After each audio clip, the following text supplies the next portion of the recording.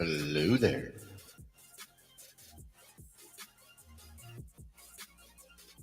Welcome to the basement.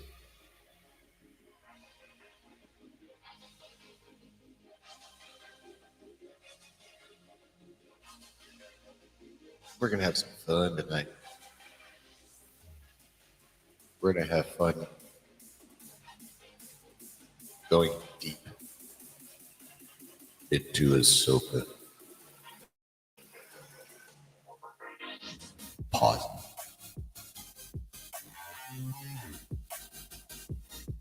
And now we're getting into episode 5 because holy crap. So much to talk about, discuss, speculate on, theorize about.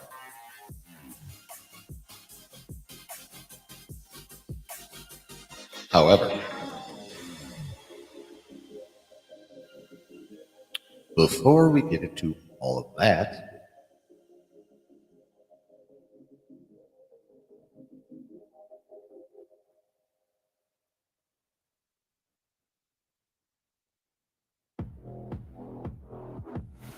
grab yourself a little something to sip on.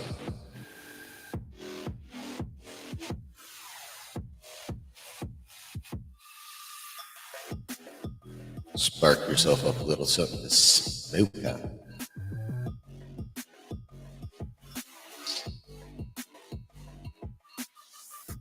Sit back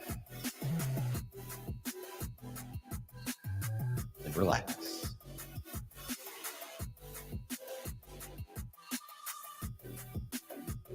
And get ready to get nerdy. Because this is Saturday Night Chill.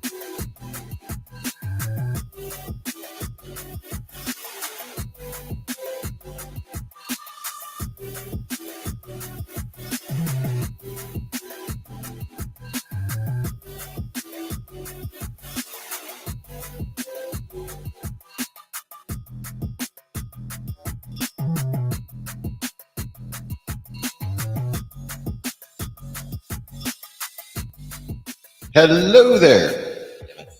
Hello there, and welcome to the basement. Hey, Alan. Hey, David. Hello, you on the replay.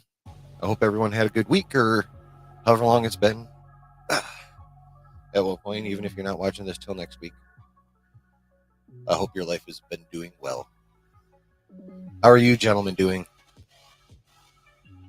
I, of course, am doing my usual perky self because I'm fucking streaming. And I love this shit.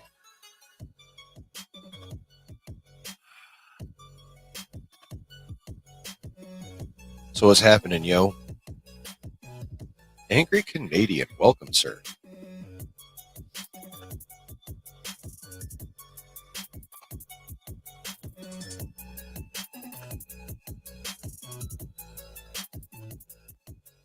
There we go. There.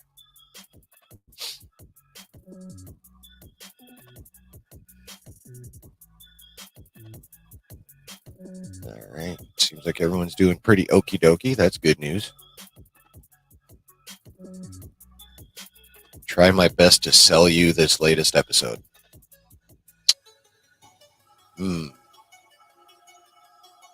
Try my best to sell you this latest episode. Challenge accepted.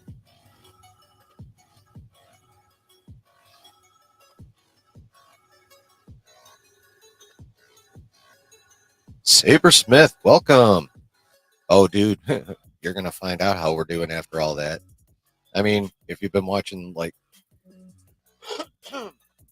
when's the last time y'all saw me, like, drop 3 videos in 3 consecutive days? Like, that's how dope that episode was and how much stuff happened in that episode. I haven't had that much fodder. Like, most of the reason I don't put out more videos is because I don't want to put out just, like, all, a lot of just poop on this videos. Like, I'm not trying to be certain people.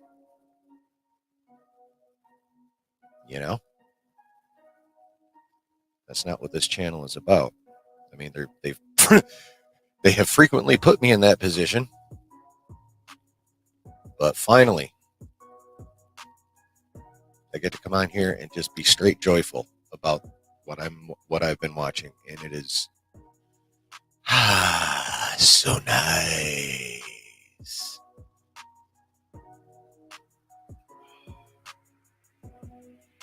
Right? Yeah, that's mind blown. Yeah, I'm with you. Best one so far, easily. Well, I mean, this show earned my positive takes. Like, I roll as real as I can. So if I don't like something, you'll know it because I will shit upon it. But if I do like something, like this episode, then I am damn well going to praise it. I praise the praiseworthy and poop on the poopworthy. It's just, or poop on the poopy.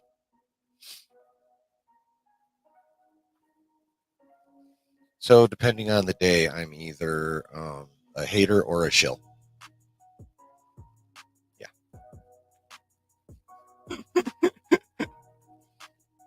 The price of the real, I guess. But whatever.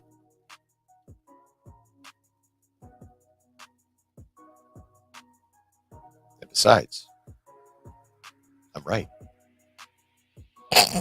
Yeah. Okay.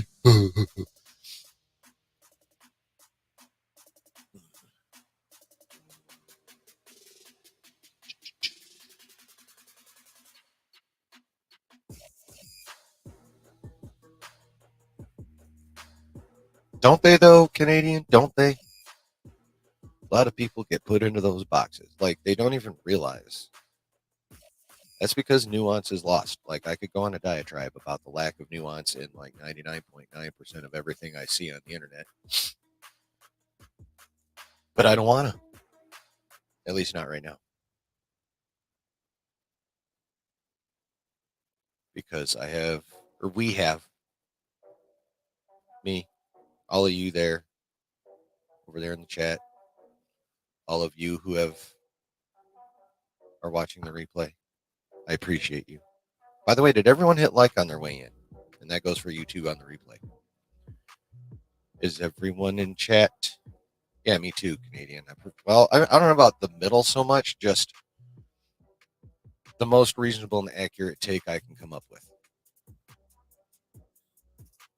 Yeah. But, yeah, did everyone hit like on their way in? Whether you're here live or kindly watching on the replay, I appreciate it. Dave gave us a treat. Yeah, he did. Complete compelling story. Yep. Kind of got a little heat. You know what, dude? Me too. Like, yeah, that was having that level of Star Wars back. Literally took my vitriol for Lucasfilm and Disney down a notch, maybe a notch and a half. Please tell you how it's compelling. Okie dokie then.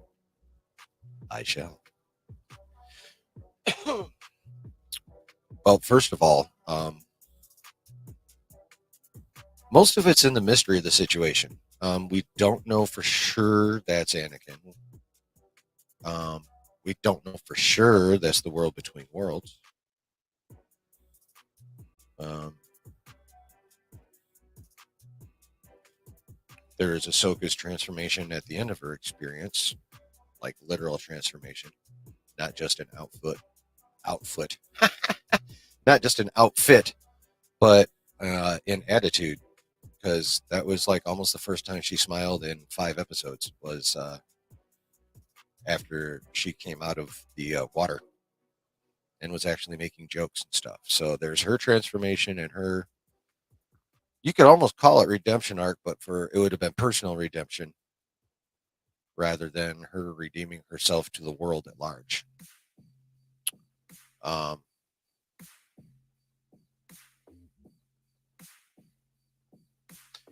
yeah, that kind of stuff. I mean, there's so much.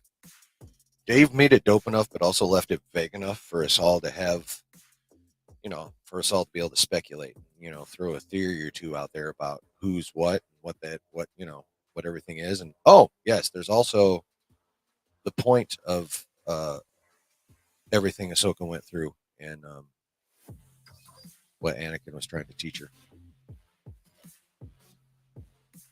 which was basically that, you know, she's, smashing her own self with self guilt and she's going to end up dying because of it, like she almost did against Balin. So that's why when he said, that's exactly what he was talking about when he said live or die and went at her with the Sith eyes and the red lightsaber and gave me a fucking nerdy blue vein throbber that was just insane.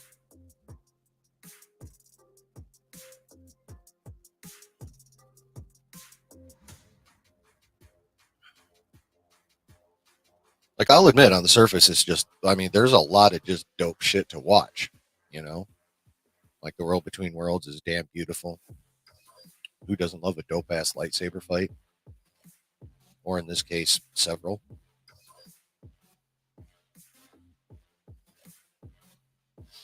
Oh, and there's also the dialogue in the young Ahsoka parts because that was adult Ahsoka in young Ahsoka's body. That's why she seemed a little confused when she first landed after having the path in the world between worlds chopped out from underneath her and that lovely fall she took through the clouds. Yeah, that was full grown Ahsoka in young Ahsoka's body the whole time. So if any oddities, like when she walked up, she looked around, was like, "This is the Clone Wars." That's why it wasn't confusion, it was recognition. She's like, and also a little bit of what the fuck.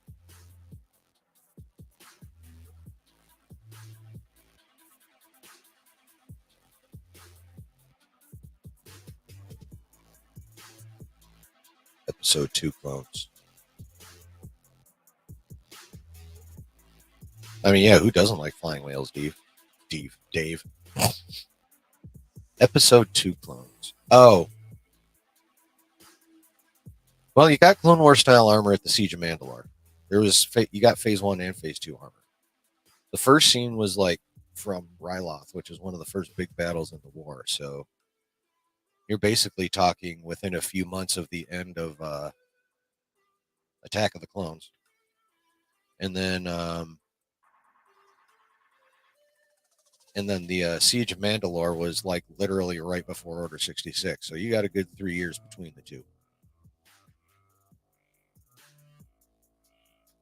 Oh, wait a minute. It's cool to see. Yeah, it was cool to see an X-Wing doing a rescue mission. How about Carson Teva? Is he not the best side character in like ever? Almost. I won't go that far, but he's doing a really good job. And he's the straight man when he needs to be. He's funny when he needs to be. I love that character. He's like, actually, he's probably the best through line character they have on in the Mandoverse. You know, hey Brooke, his plot armor is thick. Well, yeah, especially when it came to that hyperdrive thing a bit. Yeah. I mean, he's got pretty good plot armor. He doesn't have like star level plot armor, but it's right behind him because he's awesome.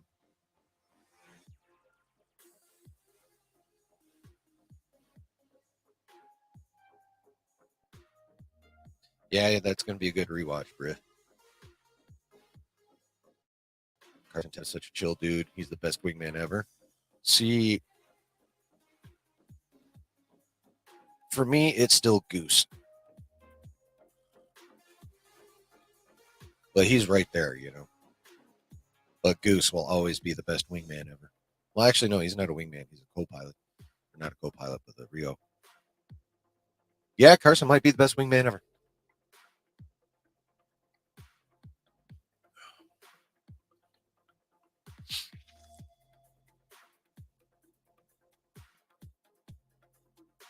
Yeah, it was pretty cool. The rescue mission part was cool.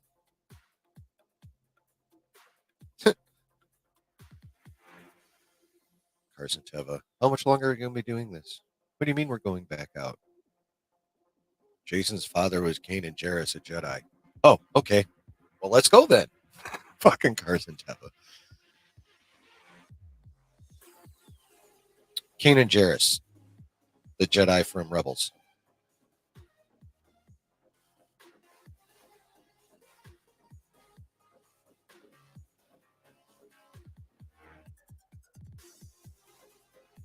Harris, what's going on, bro? How you doing? Keep seeing that they may go the Coulson route with Carson Teva, and that idea sounds great. Like, what? Okay, what makes you sad about it? The fact that we get no Coulson in Marvel?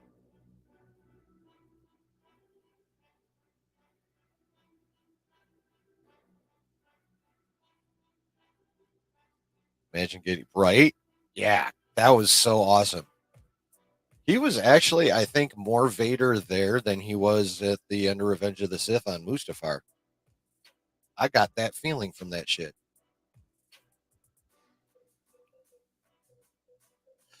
But yeah, that was fucking intense to see him like that. How about those 10 seconds of fucking Ahsoka with them Sith eyes? Setting aside the fact that that was also hot as fuck.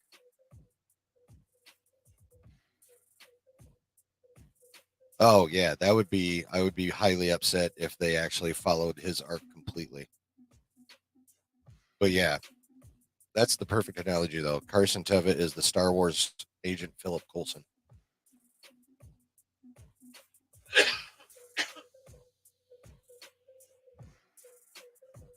Excuse me.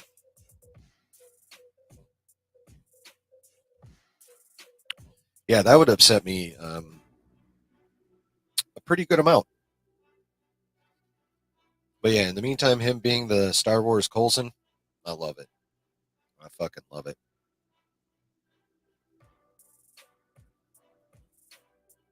Yeah, he went to town for a minute, but he was still pulling his punches, though, obviously, because he had a lesson to teach. Because we all know nobody in the galaxy can handle would have been able to handle Vader pre Chop Chop, especially not if you would have been, and not, especially not if he had himself like a good year of being not Chop Chop, maybe two. He'd be able to dethrone the Emperor within 5 years for sure. It wouldn't take any more than that.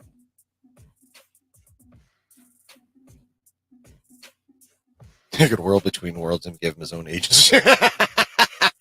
They could. I Yeah, he is. God, I can't. Well, dude, they almost did. He would have been in Rangers of the Resistance or Rangers of the New Republic. Resistance.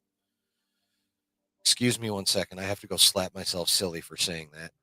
Fucking Resistance. Jesus. Yeah, no. The agents of the Rangers of the New Republic would have been that for him and Madame Carano. And we're not getting into that fucking debate tonight, by the way. Let me just mention that now. This is a happy time, as Padme said, or as Anakin said in Revenge of the Sith when Padme told him she was pregnant. This is a happy time. So we're not talking about that bullshit. Only one who can handle full potential Anakin Abeloth. Oh yeah, but she's like a crazy cosmic entity. Yeah. Fate of the Jedi series with Abeloth and whatnot. Too much hope. He has been pretty bold lately, that's for sure. I honestly think we're gonna end up with either the Vong or the Grisk after Thrawn.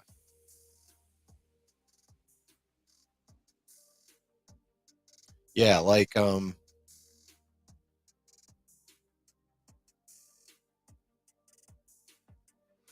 I feel like hell yeah, Sabersmith. I honestly feel like Skeleton Crew is probably only gonna be one season. So like Rangers of the New Republic could take that slot in the release schedule. You know. A Carson Teva led Rangers of the New Republic, I think it'd be pretty good. As long as they got him some good co-characters, so to speak. You know what I mean? Damn it.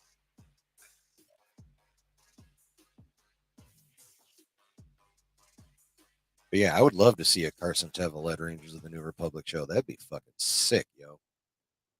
That would be sick to me.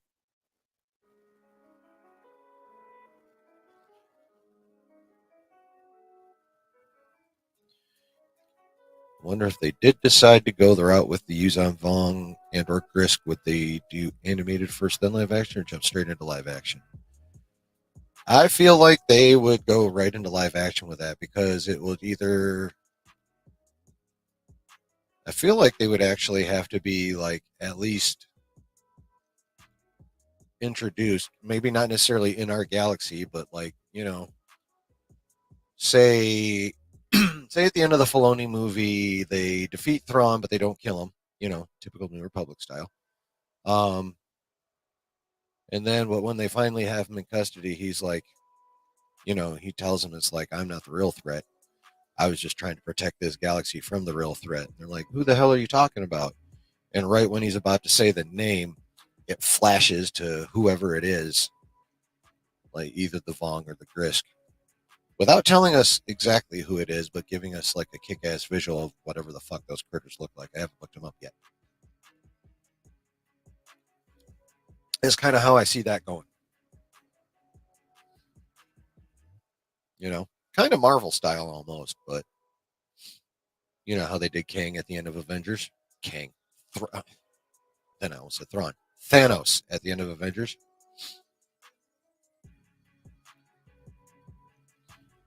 I've watched the episode 5 times now, and so many little details I missed. Dave is a bad man. Yeah.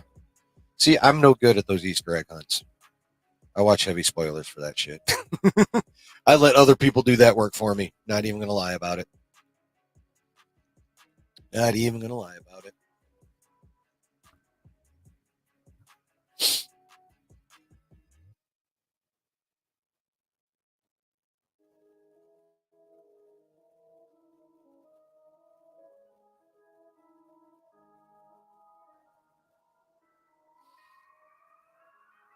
I mean, like, the only other real thing that we could talk about, other than Ahsoka, if we even wanted to, is the whole Lando movie thing. I'm good either way. Do you guys want to talk about that? Do we want to evaluate that situation amongst ourselves? Or do we not give two fucks? I'm prepared to talk about it if you want to, but if you don't want to, I'm prepared to also not.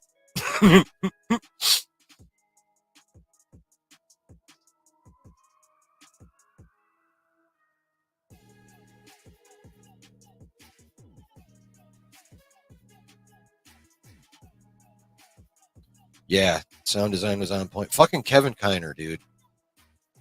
If I was at Lucasfilm, I would legit sign him to a lifetime contract to Star Wars, to score everything Star Wars. Like for me, he is he is the heir to John Williams. That dude's music it gives me it gets me. Like it gets into me and shit the way John's does. I love it. They should just make a show on Windu or Maul. Honestly, I really miss seeing Mace Windu on the big screen. Yeah, I'd rather they don't lean so much into shows though. Just give us some movies.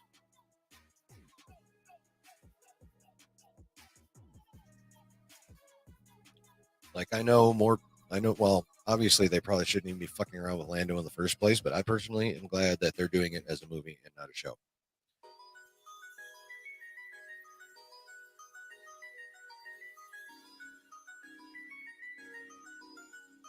Yeah, there was definitely a little bit of an echo there.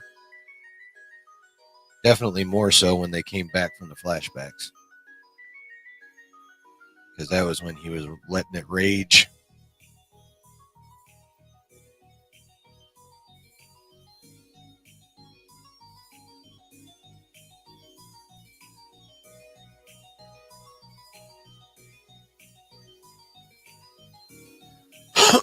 I know.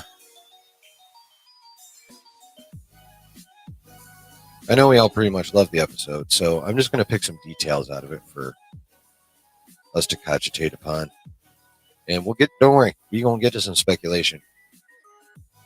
I'm going to talk a little bit about what I've already dabbed. I don't have any right now. I will join you in spirit.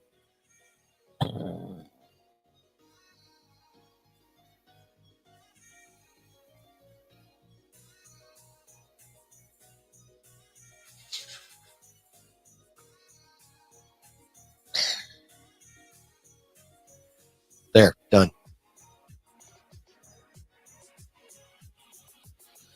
Yeah, complete with sound effects, motherfuckers. That's right.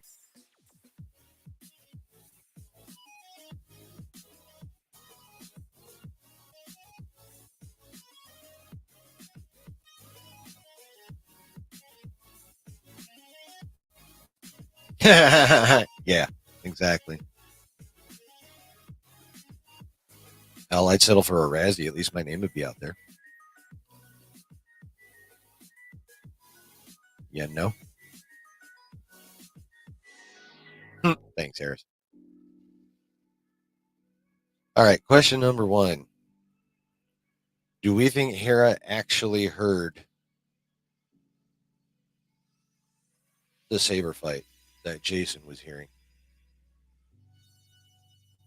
Fantastic. Yes. Ugh.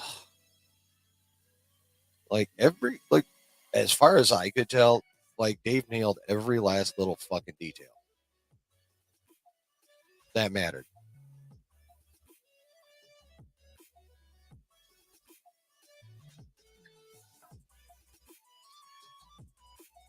Are you yesing to Sabersmith or yesing to my question, Mr. Copeland?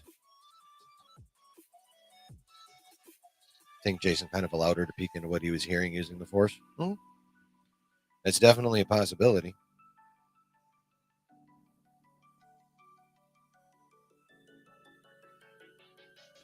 I think I think she genuinely heard it. Yeah, well, I love Star Wars theory, but in this case, I think he's forgetting his own lore,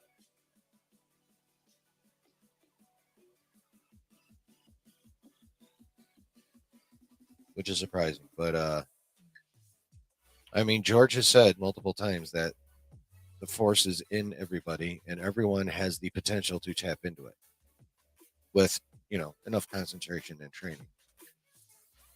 Now, and on top of that, I think moms already have probably more midi chlorians than the average person anyway.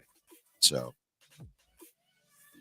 I think between mother status, the fact that everyone's got the Force in them, and a thorough belief in her son, and you know, by extension, her late husband, I think it's entirely possible in that moment. Not that she could do it any kind of all the time, or move cups or any of that shit. But I think in that moment, that was the absolute like perfect storm situation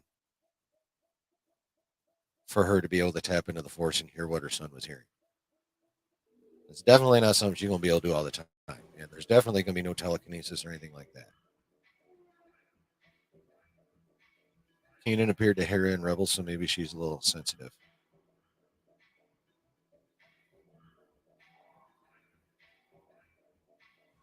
That's a good point. Everyone, let's start thinking about this. Has anyone not Force sensitive ever seen a Force ghost? Is that even possible? I don't think it's possible. I think you can only see a Force ghost if you're Force sensitive. Huh. Fucking Filoni. Fucking Filoni. That dude will snack shit from wherever and just bring it right the fuck back, and we'll be like, until someone like Saber thinks of an item like that right there. Good pickup, Saber. Good pickup. So yeah, I definitely think she heard that on her own.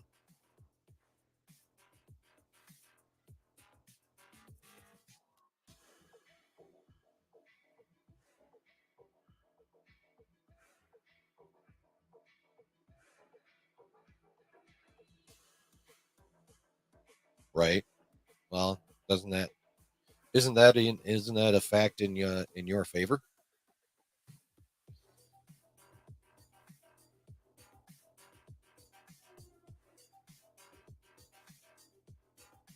No.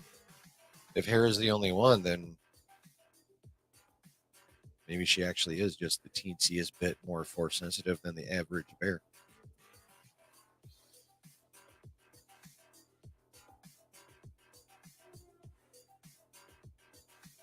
Yeah, no. I mean, obviously not to any level where she could, start, exhibiting powers that you would typically only see from a Jedi or Sith. The ones they have in common. But and I don't think we're ever going to see Sabine do anything like that either, honestly. Unless for whatever reason she's like, fuck it, I want the power, and goes dark side.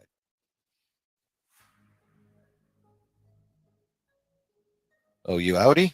All right, man. Have a good night. Thanks for popping in. I appreciate it. Great stream. Pumped for hell yeah, I'm pumped for episode 6. If it's anywhere on the level of episode 5, I might be pumping because of episode 6.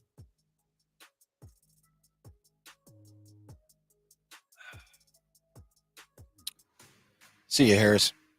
Be safe. Be well in your endeavors. Brooke, I hope they go hard on developing Thrawn in the last 3 episodes. Yes, agree. Waiting for him to appear all season, and interesting to see how the relationship between Ezra and Thrawn may have evolved. Yeah. Well, it'll be interesting to see how long they were even in close proximity after they got there, There are many questions that need to be answered once they get there. The question, Jason had a pauldron just like Kanan's. Yeah. The question is, how much are they going to show and how much are they going to give us through exposition? That's going to be the main question because they got a fair chunk of info they need to dole out pretty soon as well because they only do have 3 episodes left.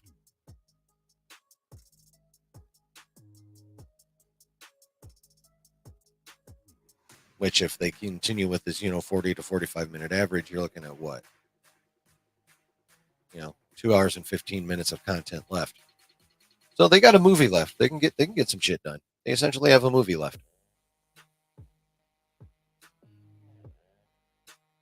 Can't wait to see how the overall reception of the show will be after it ends. I bet the show may end on a huge cliffhanger. Maybe Thrawn reveals some hints about invaders from beyond the main galaxy. It'd be crazy if Thrawn dropped hints about these on Vong in the finale. Yeah, I mean, he could.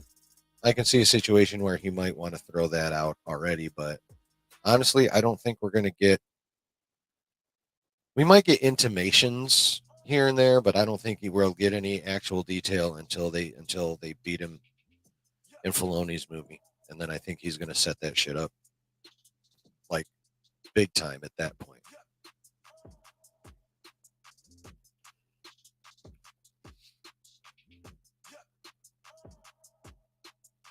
Yep. But like I said, that's just speculation. I don't know shit. That's just kind of how I see it going. Of course, I will say, the way Marvel does things has probably influenced those thoughts a bit. But when Marvel does that shit right, it's dope as fuck. And I wouldn't mind if Dave copied Marvel doing it right. You know what I'm saying? Like it could be dope if he and it wouldn't even necessarily have to be a post credit. You know, he could end the movie like it was a post credit. You know, I think that would be dope.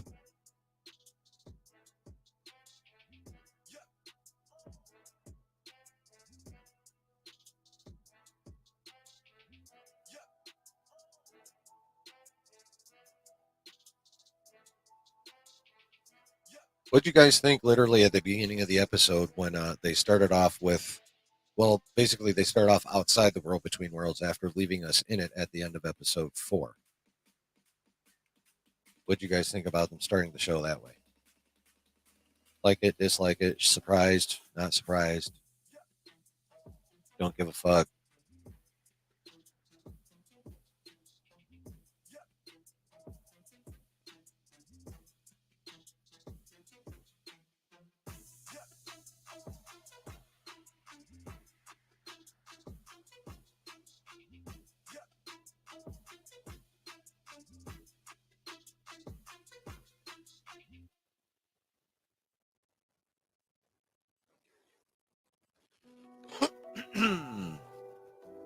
What y'all think about that there, chat?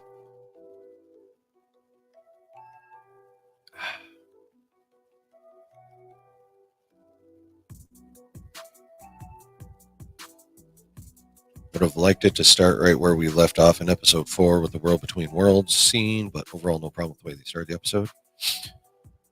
Yeah, like I was expecting it, but I was also like, damn it. But I know why he did it. Those flashes of Anakin to Vader. Notice he's walking into the light with his clones, and then it flashes to Vader and he's alone. I missed a lot. Yeah?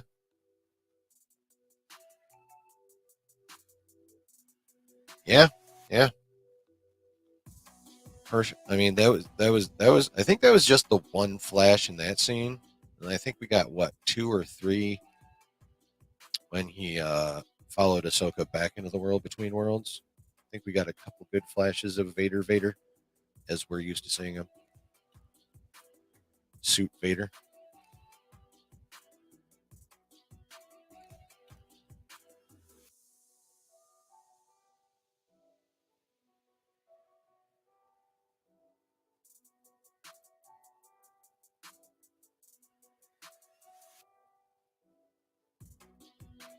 How stoked were we all when they actually started, Anakin and Ahsoka actually started to have a real conversation?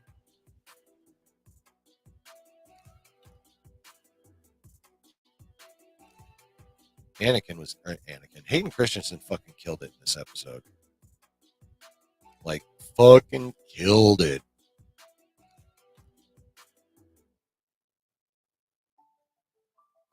More suited Vader.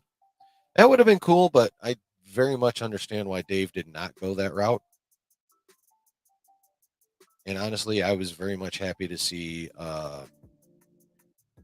pre-chop chop Vader, you know.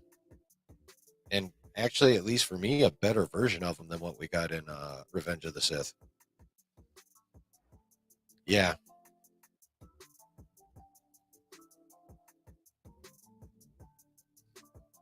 I mean, just their initial conversation, the world between worlds, though. You're here because you lost. I don't remember that. Trust me, you lost. It was awesome.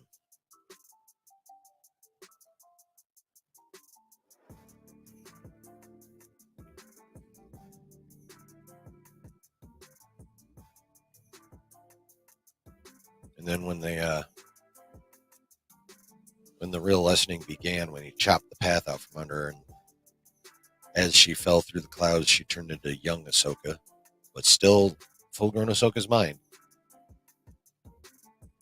I've had to explain that to a few people on the TwitX this week.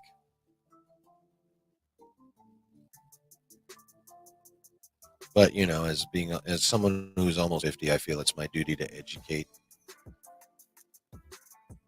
So I try to. It's fucking hard, bro. I respect the hell out of teachers even more than I used to, man. Trying to get through to thick-headed motherfuckers is a pain in the ass.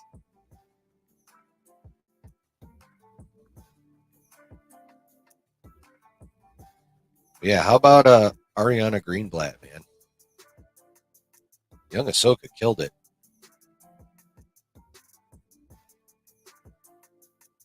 Right? Yeah, there's a little bit of sympathy for them. It's like, what is wrong with your brain cells? Oh, I know, dude. Yeah, when he popped out the Sith eyes, I was like, fuck yeah, it's Vader.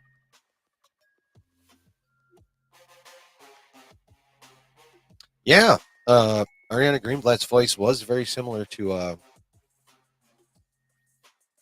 shit. What's her fucking name? Damn it, I knew it the other day.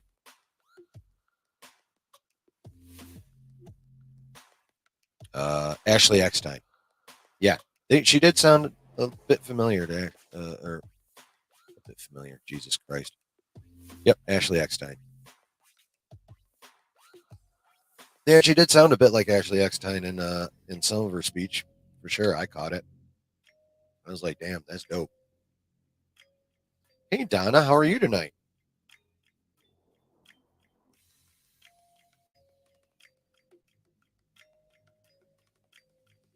And I guess the stunt double for young Miss Greenblatt that we saw chopping up Mandalorian or Maldalorians, I should say, at the beginning of the Siege to Mandalore scene is like, oh no, you're good, Sabersmith. I guess she's like an insanely good martial artist who's been training since she was like this big. So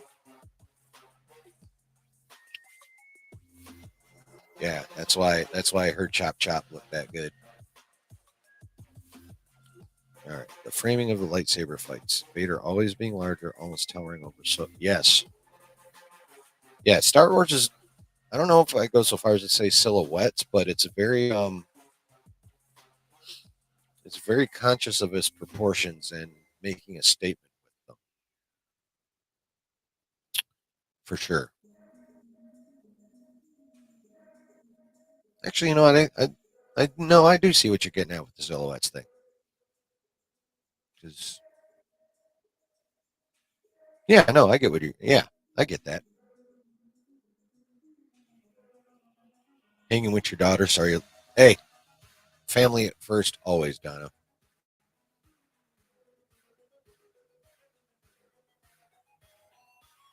How is she? Is she good? Is your family good in general? But yeah, no, that's family first. I'll never have a problem with that shit. Never.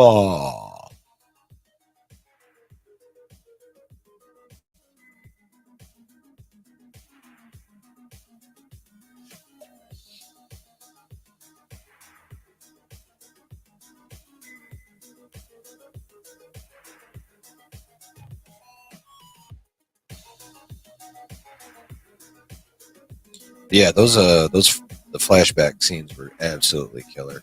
Ariana Greenblatt was very awesome as young Ahsoka for sure.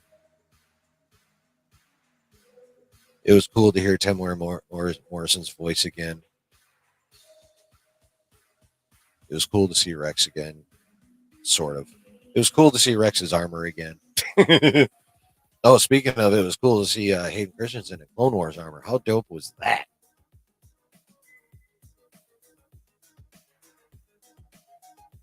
Yeah, he did. he definitely made a statement with this. Did you mean definitely, or is it defiantly? Because they both make sense. She and I talked to Ahsoka all evening. She loves young Ahsoka. Well, she has good taste. Because yeah, both definitely and defiantly love that. Yeah, wasn't she good? That's the same girl that's in that played young Gamora in whichever one it was in, whichever one that flashback was in, Infinity War or Endgame. She played young Gamora, and I guess she was in the Barbie movie. I haven't seen that. I think she's played America Ferrera's daughter. I don't know. But then now this, yeah, she was awesome as young Ahsoka. Actually, she was awesome as adult Ahsoka's mind and young Ahsoka's body because you could tell by the way she was talking. She pulled it. That was the case, and she pulled that shit off mighty well. I love seeing pre-suit Vader using the red saber. Yeah, I know. That was one of those badass things. Also, just the switching between human Vader and suited Vader. Yeah, yeah. I mean, we all would have loved to have seen pre-chop chop Vader with a red lightsaber in Revenge of the Sith, but that wasn't going to happen. But now that we have seen it, it's like hell yeah. Sad that she was set up by Disney for backlash. What do you mean?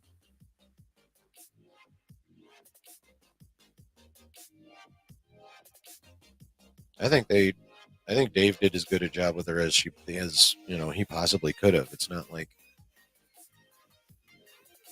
it's definitely not a Reva like situation where it's like this out of nowhere character that we all of a sudden have to fucking deal with, and then it isn't even written that well. That's when I could have run there a wall. We never got to see that Anakin. Yeah, I know, right?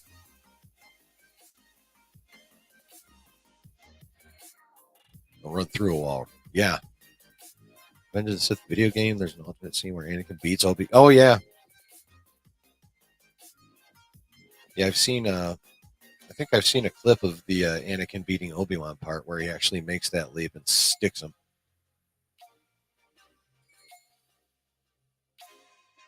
She said on X she was waiting for the backlash that never happened. Well, that's because they wrote her well. It's always all been down to writing. Yeah, first time seeing Human Vader using. Yeah, I know that was so sick. Because at first I was like, "Ooh, he's Vader," and then red saber. I'm like, "Fuck yes!"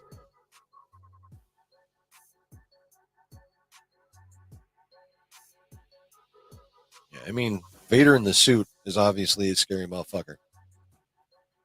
But pre Chop Chop Vader in all his dark side glory, holy fuck!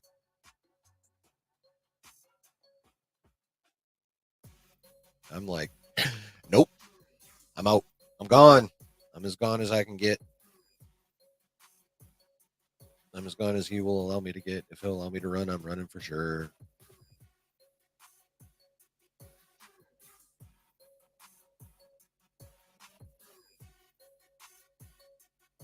But yeah, if he would have beaten Obi-Wan Kenobi, he would have been running the galaxy within 5 years for sure. Basically, trust Dave to handle the future stuff. Yeah, seems to know. Yes, he definitely knows what the fans want. He's usually pretty good at meeting. Yes,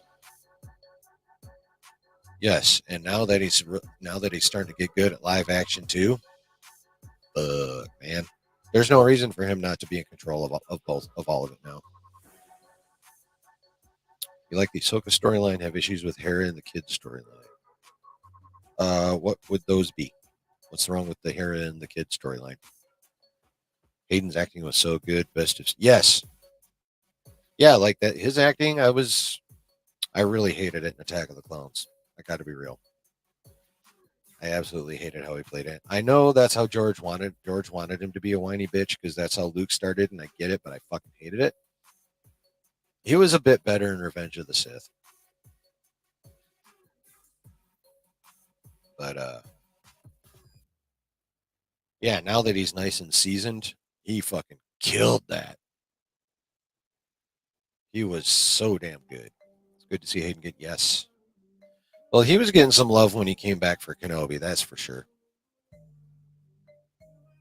And he did a damn good. He did as good a job as he could have in Kenobi too. So he did pretty damn well in Kenobi. But this was a whole new level. Just didn't like the cringe romantic scene in Attack of the Clones. I mean, obviously they had to establish no Hayden slander. What's going on, Justin? You know damn well that his performance in the prequels originally was worth a little bit of slander. Here, I shouldn't have heard the sabers, and Jason just isn't believable. Okay. Would you like to know why I think Hera did hear the sabers? Because I've already talked about this. Or are you just like, fuck it? I mean, I respect that if you're like, fuck it. But I have hashtag reasons if you're curious.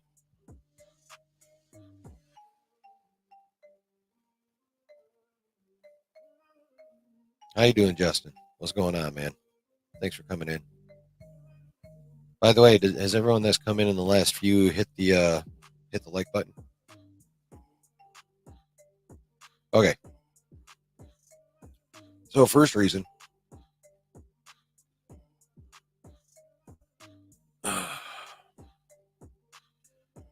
According to George himself, we all have the Force in us a little bit. We all have the potential, all of us. Next thing is I've always felt that part of what makes mothers, and to have a lot of the maternal intuition that sometimes seems like a miracle is due to the fact that I think motherhood somehow boosts the midichlorian level in a woman's body. Probably because of the sharing of the blood. If they have well, first of all, in Hera's case, but partially from sharing blood with a force-sensitive child growing in a womb.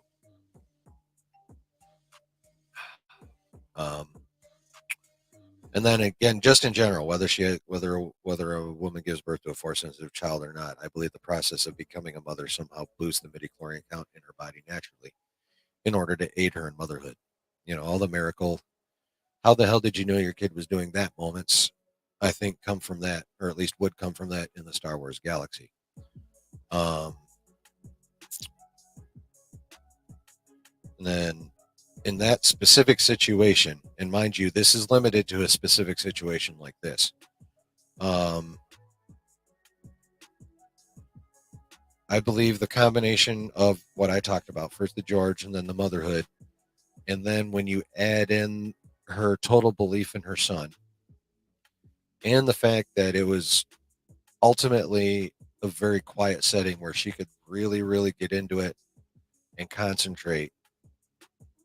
I think that's why she was genuinely able to hear them right then. Like after this, it's not. She's not going to be reading thoughts. She's not going to be, throwing shit around or even floating fruit. I don't think we're going to see any kind of what we consider to be force abilities coming out of Hera. I think that was just a specific situation where there was a perfect storm of all that shit I talked about.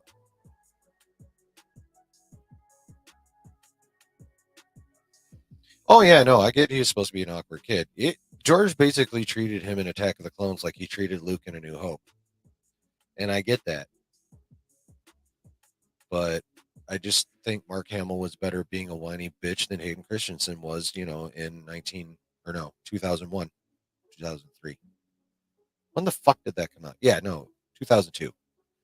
Yeah, because it was 99, 02, and 05. So, and like I said, he was better he even got better in Revenge of the Sith. So, but now that he's well seasoned, he is fucking amazing. Yeah, still has the saber skills for sure. I think it was probably Rosario because she doesn't know how to keep her mouth shut. But like a while back, she dropped a tweet about how hard she had to train, about how hard she was training in sword fighting, and brought up Hayden's name too. So it's like, I swear, she's almost as good a leaker as the ones that try and hide themselves.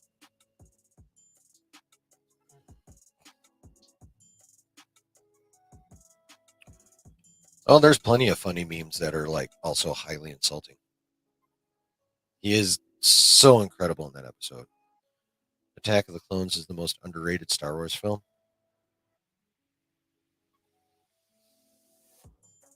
It's probably, well, it's my least favorite of the original six. Although Phantom Menace is right behind that. The only thing that, honestly, the only thing that makes Phantom Menace better than Attack of the Clones for me is Liam Neeson, Ray Park Jr., and the fight at the end, and not the fight in space.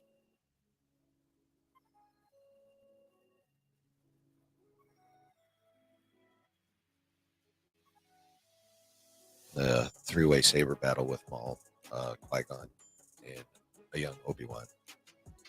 Number 4 for you out of the 6. It really sets up his turn. Oh no, it very much sets up his turn. Like George very much needed to establish Anakin and Padme's relationship and his growing, what he feels is his growing love, but is really his growing obsession with her. And yeah, so yeah, no, they definitely needed to get that going in there. I just think they could have done it in a much less,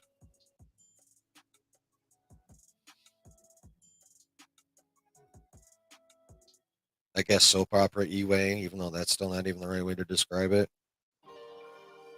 Less House on the Prairie way, or Little House on the Prairie way, I guess. You know, they didn't need that much of it. They had more than enough to set it up. I think we could have got. I think we could have got more Dooku. I think that would have been cool. Just a few more minutes of Dooku and a few less minutes of those two would have been dope.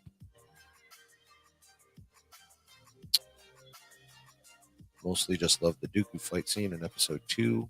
Oh yeah. Also, the development of Dooku and Attack of the Clones' character is really cool. Yeah, I mean, they gave us just enough of a background to make us curious, and then gave us a lot more of him, obviously, in the animated Clone Wars. For sure. Felt Hayden and Ariana had more chemistry than Rosario and Hayden.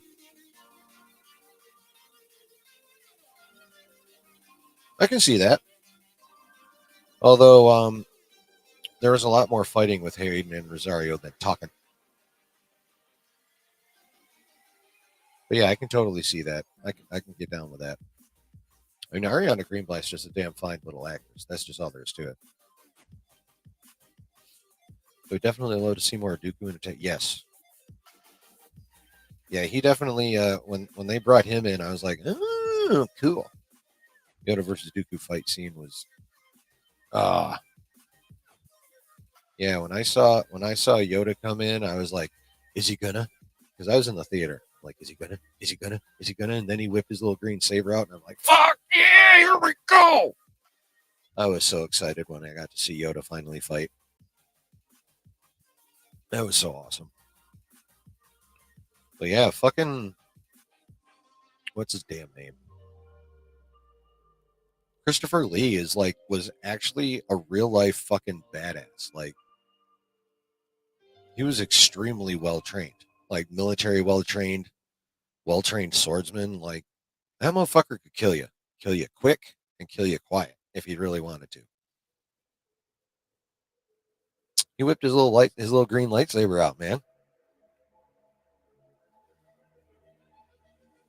Well, okay, he force floated the hilt to him, but he whipped his little green saber out. What's wrong with that? Yep, yep. I think he also worked for MI6 at one point too, after World War II. He was in one of the special divisions for a while. All right, David. See you later, man. Have a good night. Be safe. Be well. Hope you enjoyed your time here. Hit like on your way out if you didn't hit it on your way in. Yeah, that was the most G way to grab the lightsaber. Oh, hell yeah, dude.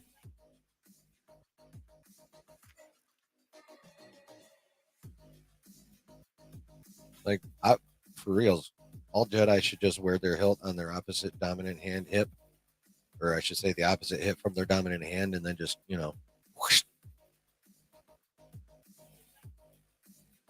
Just got finished watching Yoda's arc in class. Oh, and the Clone Wars? Yeah. Love Christopher Lee's acting as Saruman? Yes. I mean, well, Christopher Lee spent so much time in the 70s playing either Dracula or Van Helsing. Because he and, who's the other guy that it was him and another guy that made a whole shit ton of Dracula movies together back then. And they would, some movies, Christopher Lee would be Dracula, the other guy would be Van Helsing, and they passed it back and forth every few movies.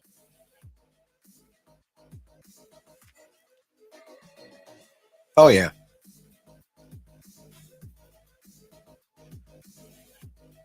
Yeah, Christopher Lee is a dope actor on so many levels.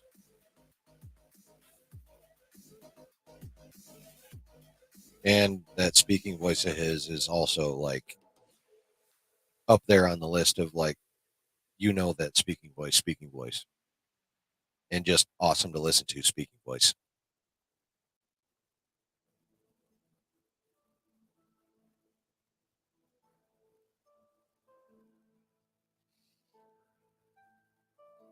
I mean, Ian McDiarmid's got that, especially when he's the Emperor. His normal Palpatine speaking voice. I mean, he's just got a good speaking voice in general. But when he gives out Palpatine, it's fucking awesome. Obviously, James Earl Jones. Oh no, get some sleep. Do what you got to do. Thanks for coming by. Make sure you hit the like button. Be well. Have a good night, Donna.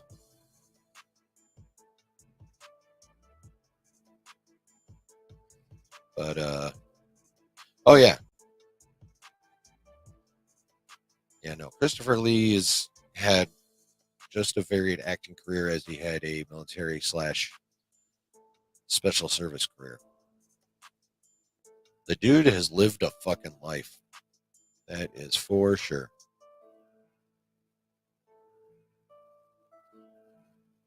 But yeah, his speaking voice is dope. Ian McKellen's speaking voice is dope. Ian McDiarmid's speaking voice is dope. Oh yeah, Ian McKellen, fucking Magneto and Gandalf. Hell yeah.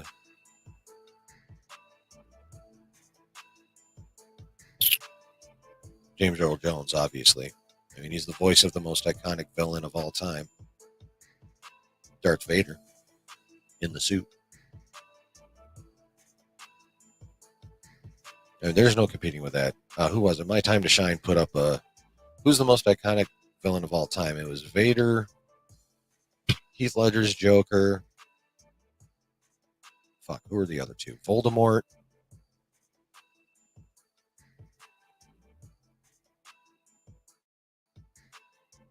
Who's the other one? It was someone pretty damn famous, but yeah, I mean, fucking Vader. It's Vader.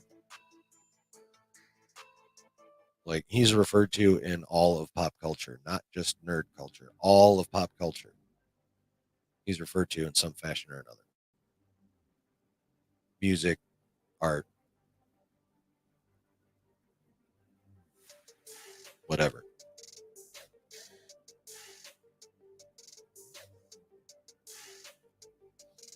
He is the cinema villain. Hmm. Oh, so you saw that one. Thank you. Yeah, Thanos. Duh.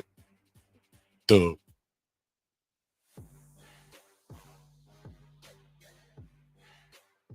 But yeah, still Vader, even with Thanos. I mean, don't get me wrong. The other three are fucking dope ass choices. Like, Thanos is badass, obviously. Voldemort's badass. Fucking Heath Ledger's Joker. I almost wish he didn't do that good a job on it. He might still be alive, Mr. Ledger. But holy crap. But yeah, those are all, not just iconic characters, but even iconic performances by their actors. But there's just no competing with Darth Vader.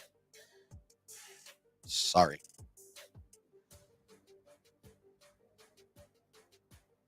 Oh yeah, you're dead ass. You're dead ass on, Brooke. Everyone knows that. I mean,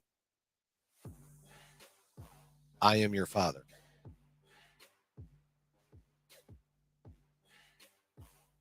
I mean, forget even his breathing. The I am your father line is probably the biggest thing in pop culture about him, even bigger than the breathing. I think. I don't know that for sure. That's just my opinion, but I feel like that is the case.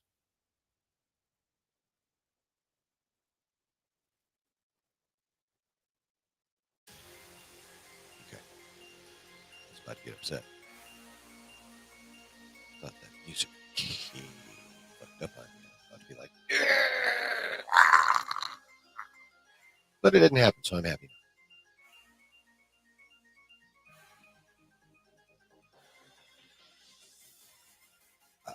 I'm going to have to take a quick break, though. Nature doth call. I'll be back shortly.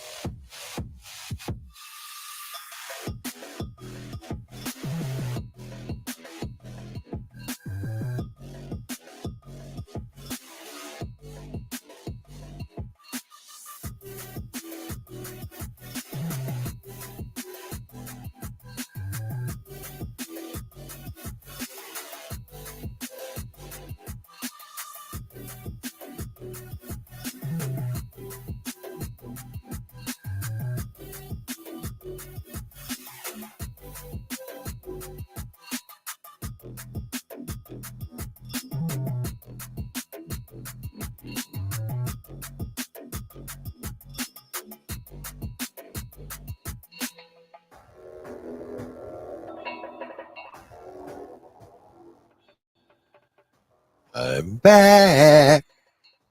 Yeah, you're right, Saber. I mean, there's always.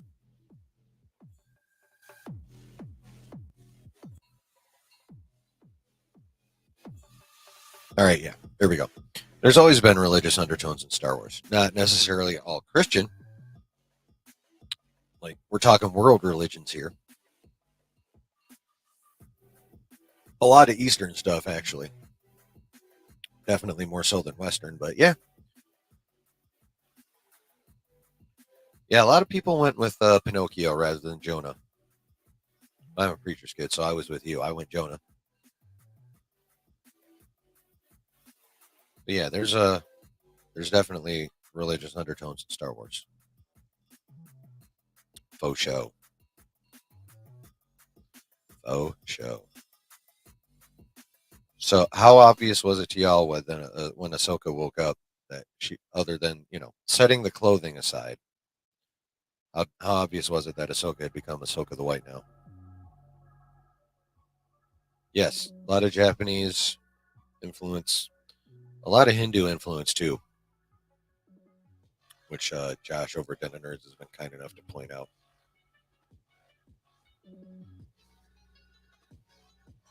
So I don't know if how many of you have actually watched the last few videos I've put out, but where you guys at with if that was just Anakin, or if that was Anakin as the father, or just was it all the Force vision?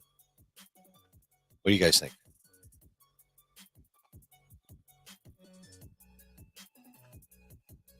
Was that Anakin as the father, Anakin Force vision, Anakin fever dream?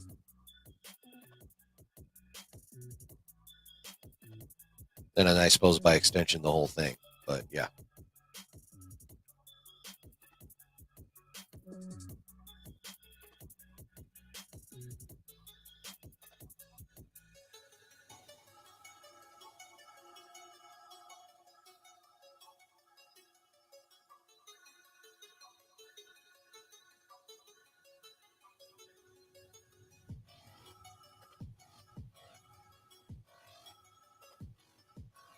What do y'all think, chat?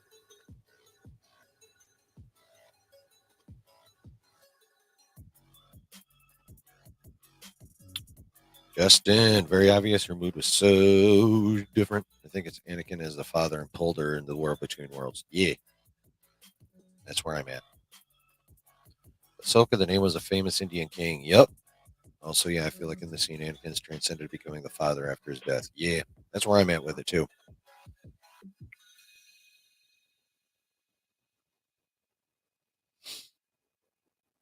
What's the biggest deciding factor for you on that one? What has convinced you that that is the case, that Anakin is indeed the father?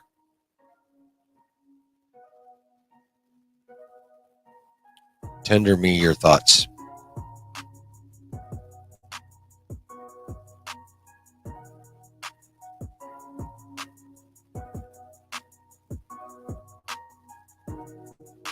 The fact that he said the line, I've heard that before, leads you to believe it was Anakin. Well, I will tell you this. Just because he has ascended into the role of the father doesn't make him not Anakin. It just makes him more than he was before. I don't think becoming the father would have erased his life experience or memories of his life. I think the way Anakin switched seamlessly between the light and dark side, yep. Control of both sides he had and his clarity, yep.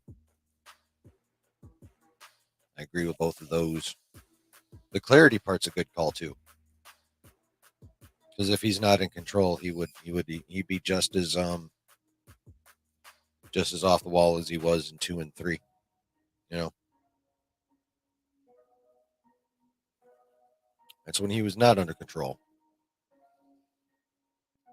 Having control of himself allows him to see things clearly now. I can see clearly now. The dark side's gone. Yeah, I fucking went there. I could easily bring back the flashbacks. Anakin has full potential, able to effectively wield both sides. Yes. Yep.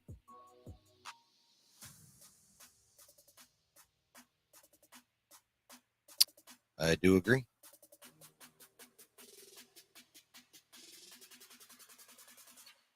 Now, how about this one? Because for whatever reason, people freaked out about this.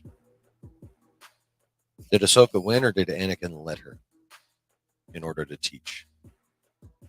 Or did she genuinely beat him with that move she used against the Inquisitor at the end of TLJ?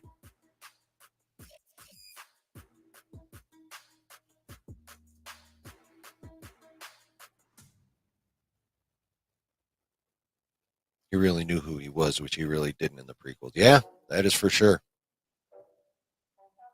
Yeah, he was very, very. That was probably one of his biggest problems, was he was very unsure of himself where he needed the confidence, and he was very overconfident when he needed some humble. That was probably his biggest problem, outside being obsessed with stuff.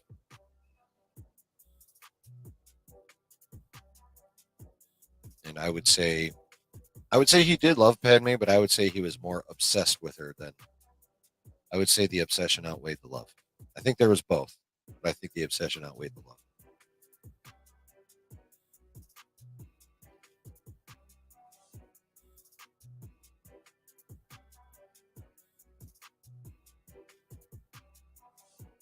I wonder if she's going to get brought up. Like if David wanted to give Ahsoka a line to really burn him with it, he would have conjured Padme's name for sure. Part of Anakin's problems with the prequels came from the Jedi not willing to take time to understand him. Yeah, and his issues that also made him unsure what he wanted. Not to mention Palp's influence. Yes, never forget Palp's influence. But yeah, the Jedi were definitely not a help for his emotional state.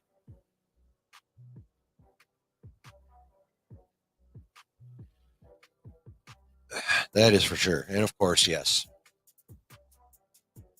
Good old Sheev Palpatine, always in the back, always in his ear.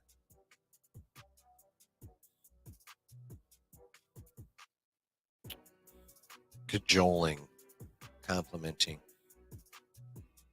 influencing. Let her so he could teach. This is still the Vader that killed Grievous without a saber. Yeah. Ahsoka is an amazing fighter, but that was too big of openings for him to be trying to. Oh yeah, for sure. I mean, I do understand the people that are like Ahsoka is the best swords person since Dooku, which she probably actually is. But yeah, I don't give a shit how good she is with sabers or how powerful she is in the Force. It's like literal. Before Disney, this was canon. That pre-chop Vader just would have ended up stronger than the Emperor. And we know this because the Emperor himself fucking said it. My apprentice will soon be more powerful than both of us. You know what? I'm a little phlegmy. I can't do that shit tonight. But yeah, right in Revenge of the Sith, he said that shit. So anyone who thinks he didn't deliberately lose to teach is, well, they need to send me the weed they're smoking. That's all I got to say about that.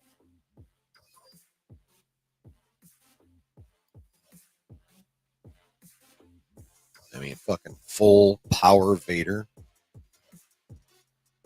Hell no. No one could stop him but the Emperor, and that would only be for, like I said, like maybe 3 to 5 years. Unchopped Anakin would have grown powerful enough to kill the Emperor, and then the galaxy would have been his. Also, Hayden seems to be in a very good place in his life, which means he can bring that to the role he defined. Yeah. Well, how about his ability to channel some Matt Lanter from the Clone Wars in the way he played himself and the way he played Anakin in the flashbacks? Like he himself flat out said he watched all the Clone Wars to get some more background so he could play Anakin better.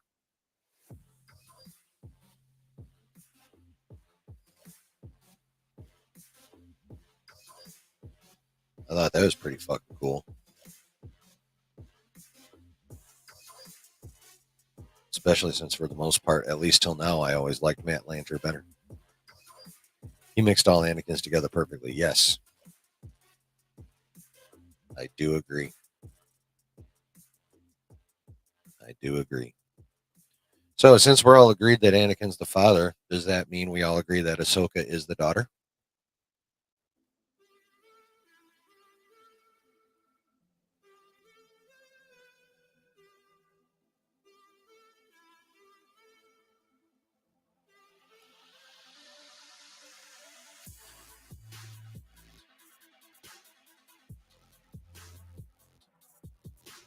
Justin's in.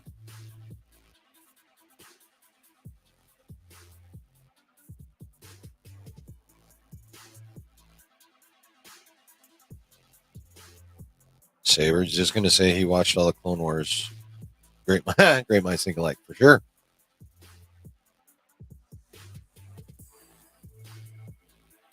But you think Ahsoka's the daughter, Mr. Smith?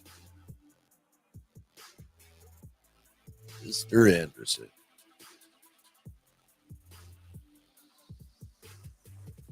Can't wait to see how the sun actually is. See, I don't even know if we're going to see the sun in this. We might. I mean, if we're right about Anakin being the father and Ahsoka being the daughter, Dave might be giving us an updated Mortis trio. Ahsoka's basically become the embodiment of the daughter. Yep. I mean, she's fucking Ahsoka the White now. How could she not be? Plus, there's the fact that, during the Mortis arc, the daughter transferred her life essence into Ahsoka to bring Ahsoka back to life.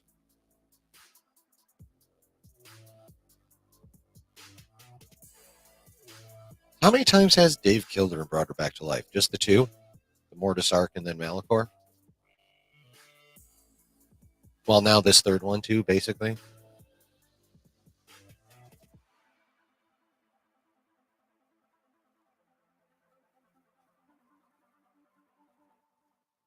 I don't know if y'all heard that, but there's cats going nuts upstairs.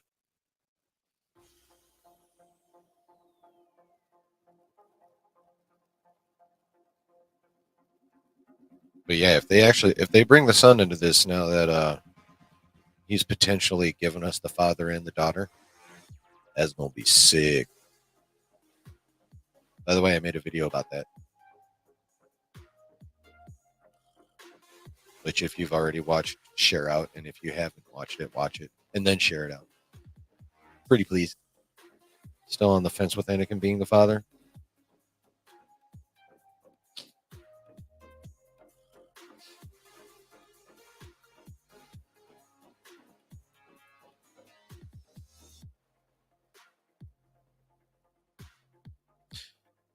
I mean, yeah.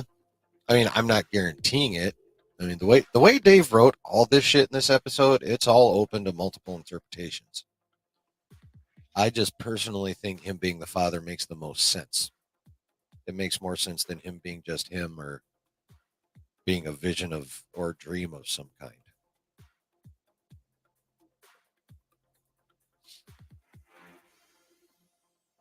But that's just me. And Brooke and Justin. No, I get it.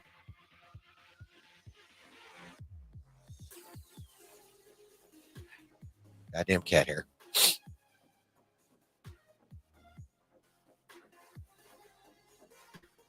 Well, how do you feel about Ahsoka being the daughter there, Mr. Saber? If you're on the fence with Anakin being the father, are you on the fence with uh all embodiments of the Mortis gods existing now? Are you buying any of those interpretations? I'll put it that way. I'm curious.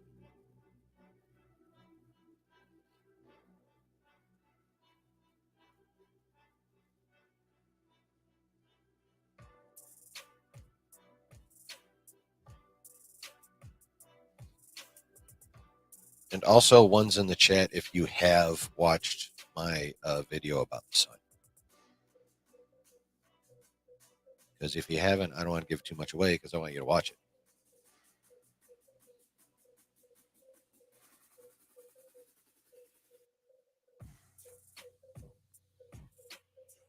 We'll never get that answer, which you're okay with. It's entirely possible we won't. Dave may just go ahead and leave it as a mystery and for us to make our own decisions with.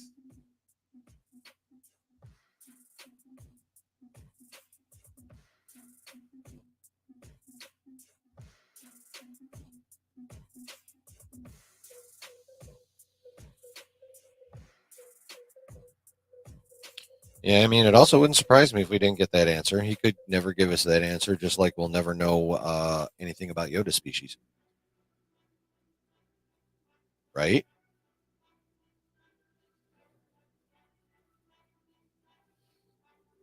Do you buy it? Do you buy what I think at all? Does it, or if you don't buy it, does it at least make a bit of sense?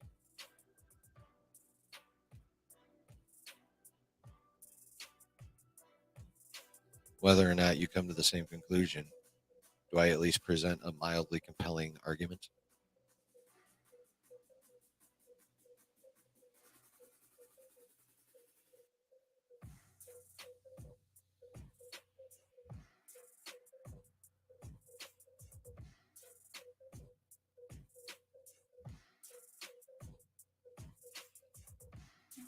Ahsoka seems more like Gandalf than the daughter to you.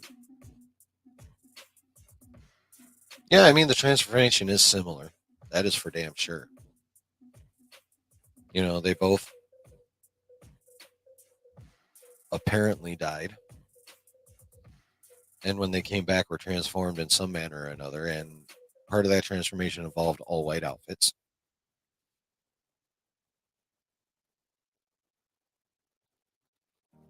But I don't know the lore on where the wizards in the Lord of the Rings, I guess for lack of, since that's what we're calling everything now in the Lord of the Rings universe, I don't know the lore behind the wizards per se. Um,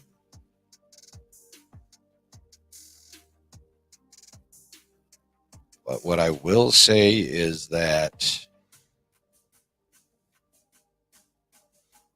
since the process was so similar, I would say she's basically now the Star Wars version of Gandalf. Um, the root of that being the essence transfer from the daughter directly into her body to bring her back to life. And I think finally being able to let go of all the bullshit Anakin wanted her to let go of is how she was able to is how she was able to fully manifest said essence that was inside her. I don't think she was capable of it until just then.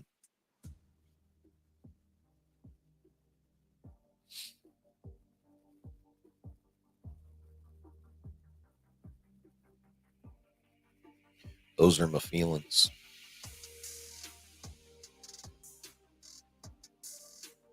I can definitely see the Gandalf thing.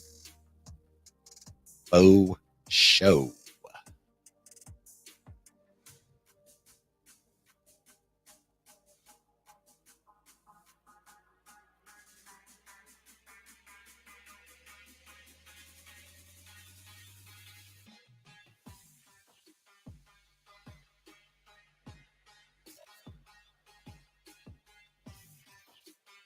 Yeah, what do you guys think about the situation of the sun? First of all, do you think we're actually going to see? Do you think Dave will tease us with some kind of something, even? I forget about who it could be. Do you think we'll even see a hint of the sun at all? Or do you think Dave is going to troll us by, you know, potentially giving us the first two and then being like, ha ha ha, not this show? You don't think we'll see it?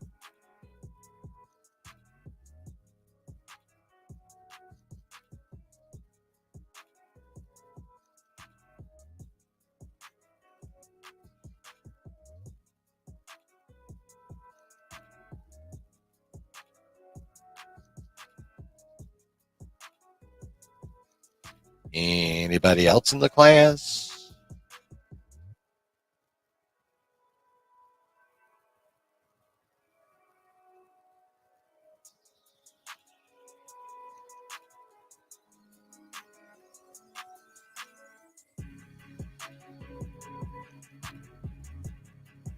Yeah, I don't think so either. I think Dave is going to troll us on this one. And that's even assuming we're like, that we're right, you know, which we very well could not be. But yeah, even if we're right about Anakin being the father and Ahsoka being the daughter, I don't think we'll get the son in this show, if at all. Dave may just troll us on that for fucking ever.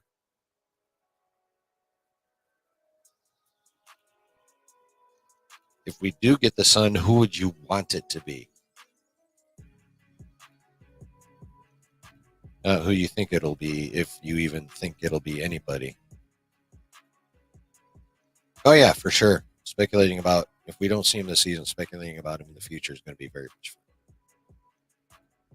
And I'll probably end up coming up with, like, the longer it drags out, the more different theories I'll probably come up with. I'll probably end up contradicting myself like 4 times.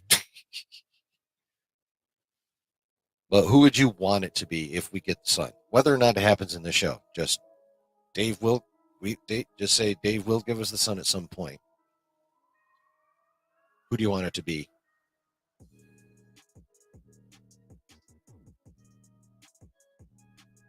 Be okay with Ezra being the son? You're not sure who you would want them to be? Want Dave to make the son?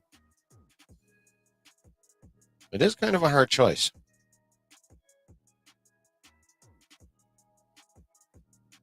I mean, there's plenty of candidates, and the son doesn't even have to inhabit a dude. Matter of fact, it'd make it even more fun for him to sneak around if he inhabited a female. At least for me, I think it'd be cool. He could really fuck around if he inhabited a female, because naturally everyone would be looking for a dude because it's the son.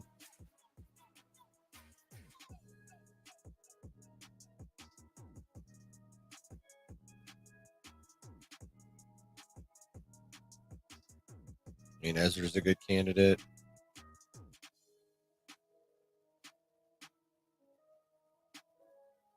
I mean, if Anakin could become the embodiment of the father and be dead, Maul could be the embodiment of the son, even though he's dead. I know a lot. There's some. I've heard / seen some stuff where that would be a reasonably popular choice. You know,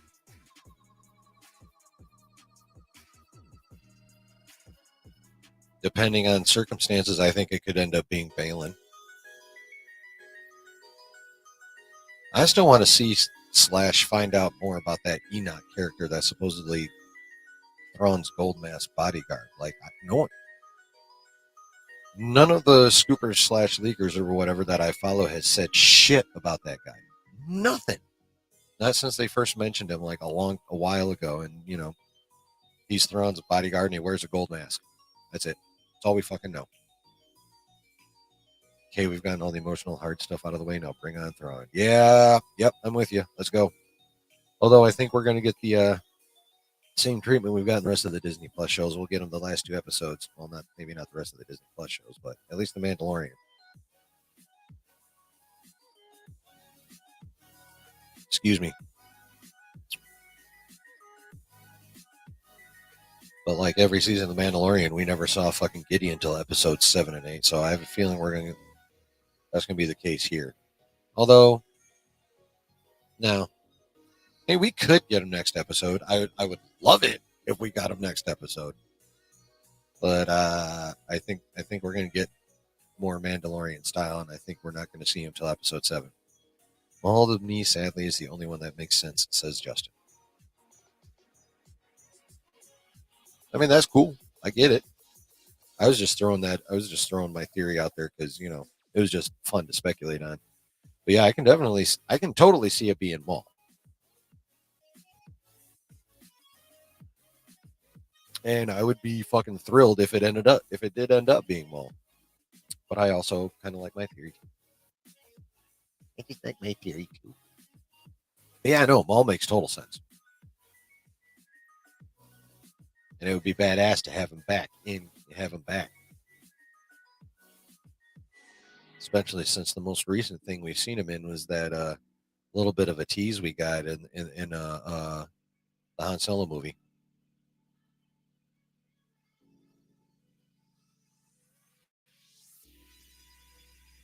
Like, in terms of chronological releases, not in terms of Star Wars timeline.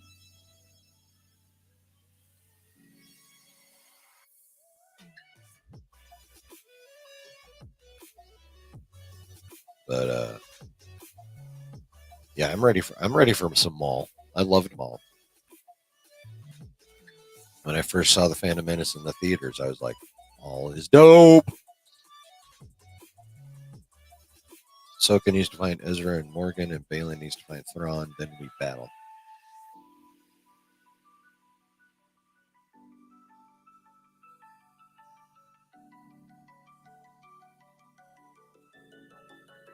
Well, Morgan and Balin are going to be together. I think, honestly,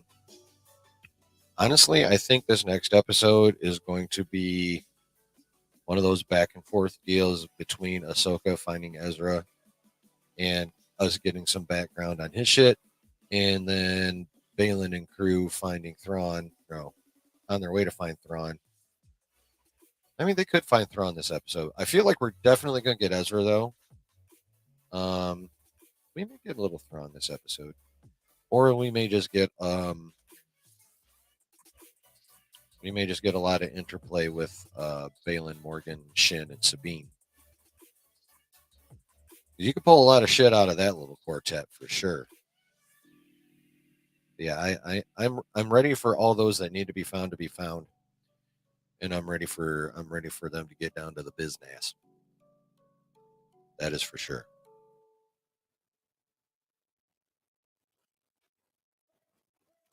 Actually, what they may do, which will be mildly annoying.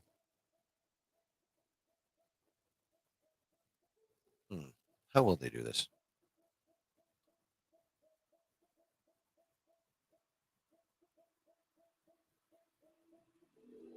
I think we'll get Ahsoka finding Ezra fairly early, so we get some nice Ezra background. Like, I think they'll probably give us. I think they'll give us the bad guys in the Eye of Sion first for a while. Because there's going to be some bickering because there's the bad guys. Then I think they'll switch over and we'll get Ahsoka searching for a bit and then finding Ezra, and then I think we'll get Ezra's backstory and a look at what he can do and stuff. I think he'll get introduced, displaying his new talents that he allegedly has. And then it'll be reunion time. We'll have the traditional sit down. This is what the fuck happened with me. This is what the fuck happened with me. Blah blah blah. And then I think we'll cut back to the Eye of Sion. Right, within a minute or two of them, say rounding an asteroid or what the fuck ever, and then we'll see the Chimera floating there, and then end of episode. I think they'll tease us with the Chimera, but we will not see Thrawn. That's what I think.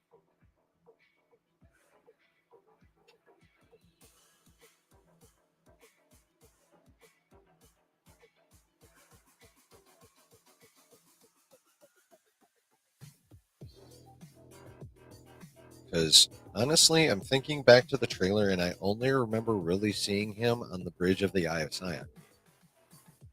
Don't remember seeing him on the Chimera. Probably fucking wrong, but just from what I can recall, I only remember seeing him on the bridge of the Eye of Sion.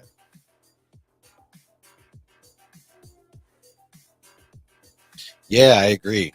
That'd be even better, actually. Ooh, how about this one? I don't even know if I think that this is how it would go, but it would be. I'm going to say this would be a dope way to do this episode, right? So, again, they start off on the Eye of Sion.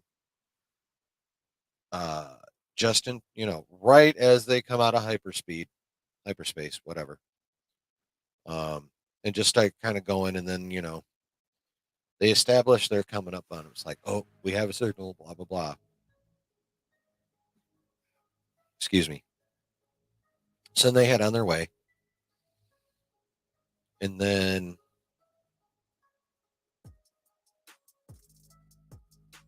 so right when they get there, somehow or some way or other, for whatever reason, a conversation ensues where Balin ends up giving us his backstory and therefore a bit of Shin's as well.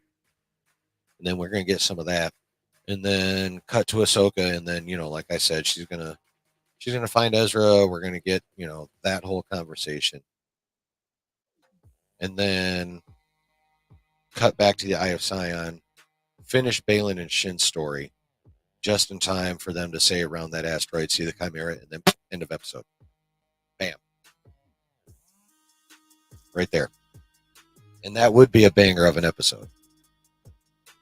Because they could give us action with, like I said, like we could see Ezra in action right from jump as Ahsoka's attempting to like fend off, that galaxy critters or what have you. Then Ezra comes in like, well, bam.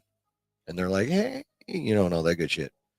And then we could get plenty of action, like say if they picked up with Balin literally right during Order 66, like him having to defend himself maybe. And then a little bit of a montage of him traveling to the unknown regions, not the new galaxy, but the unknown regions of the current Star Wars galaxy, or our galaxy for for simplicity's sake. And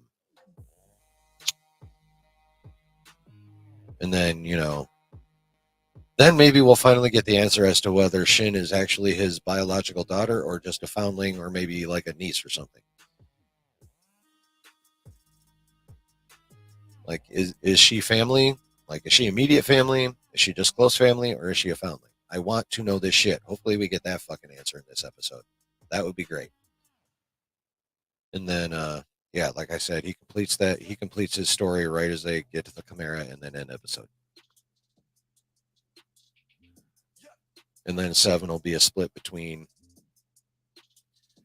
getting us up to speed on Thrawn and Ahsoka and Ezra journeying towards where the AHSOKA is / the Chimera. And maybe even getting there. And then episode 8 is going to be like all them trying to, Ahsoka and Ezra versus, Thrawn, Morgan, and crew. Although they're severely outnumbered like that.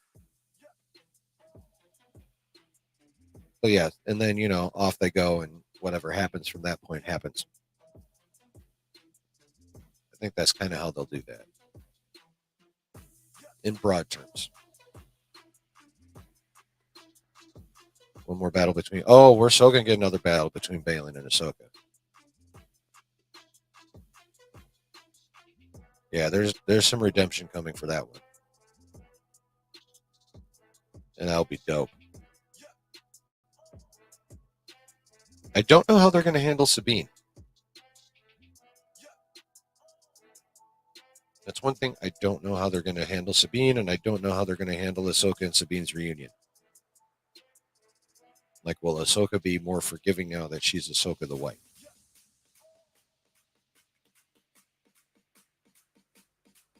I wonder about this.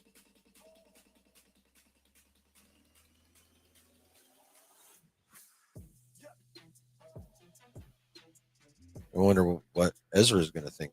I wonder if Ahsoka is going to tell Ezra what Sabine did. I wonder what Ezra is going to think about that now. He's going to react when he sees her.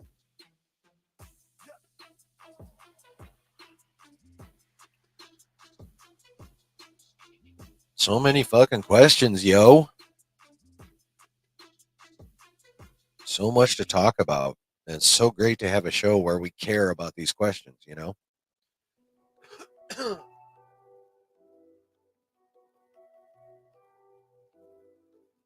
That is fucking awesome. What do you guys think? You think I'm onto anything with any of these episode predictions of mine? Are they at least plausible? If not, anywhere remotely accurate? Am I making any kind of sense? Let's see Balin use some more force abilities. Wonder if he knows some force lightning. Ooh. I mean, he's obviously somewhat dark side, so he might be able to pull off some force lightning. Since he's not like, full on balls to the wall Sith, I don't see his force lightning being anywhere near as powerful as like Dooku's or Sidious's. But he probably can use it if he wanted to.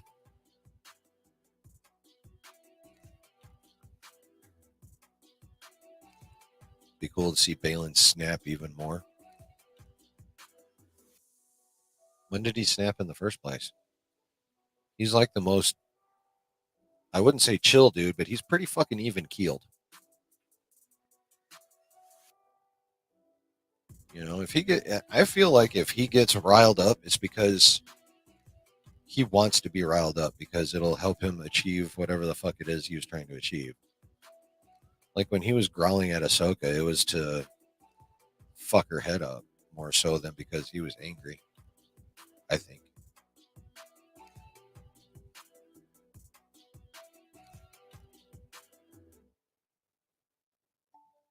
Because the longer that battle goes, the better AHSOKA's chances.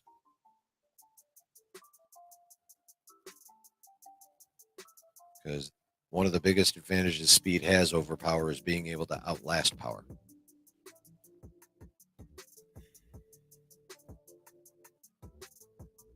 Yeah, like a full on dark side rage Balin would be definitely interesting.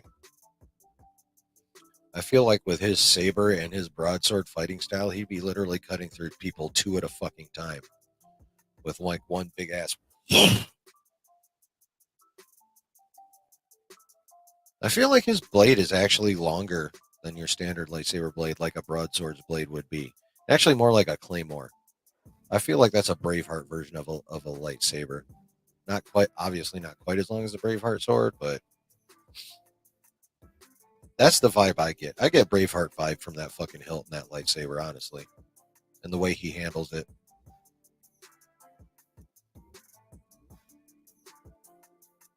Yeah, think back to his and Ahsoka's fight at the end of 4.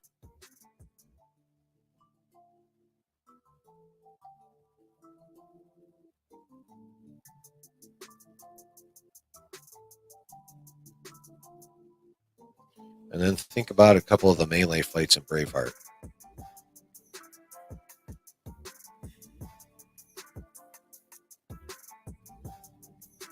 Just jokingly said to Chunk, we talking predictions. He just smiles at me and passed his gas.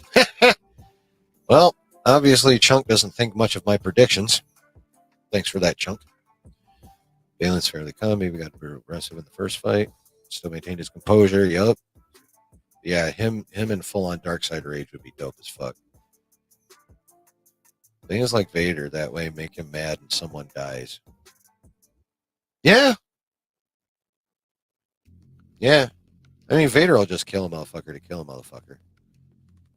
Like, that was one of the few good scenes in Kenobi was that fucking walk down the street where he's, like, you know, picking people up and snapping necks and force choking motherfuckers, including kids. Just snap that kid's neck without even fucking looking at him. That shit was sick. And he wasn't even mad then. He was just trying to draw Obi-Wan out by being, like, you know, that.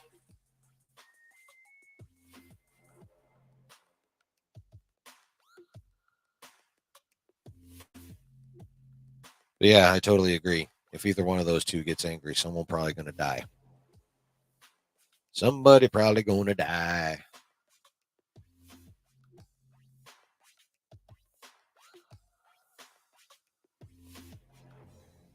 That is faux show.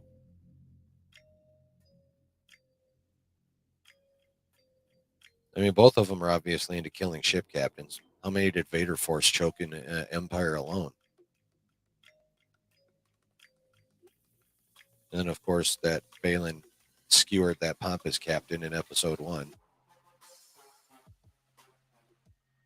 I mean, seriously, that captain handled that situation like a complete fucking idiot.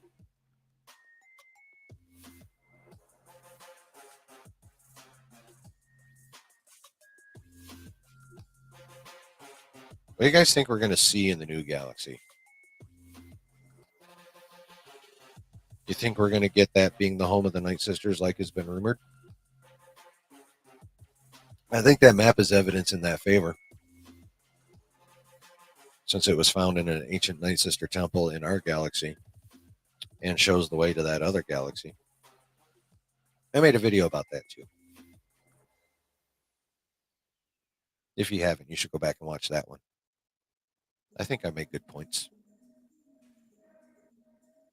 Yeah, I would love to see some Night Sisters. I'd love to see like some bomb ass Night Sister magic. I love that shit.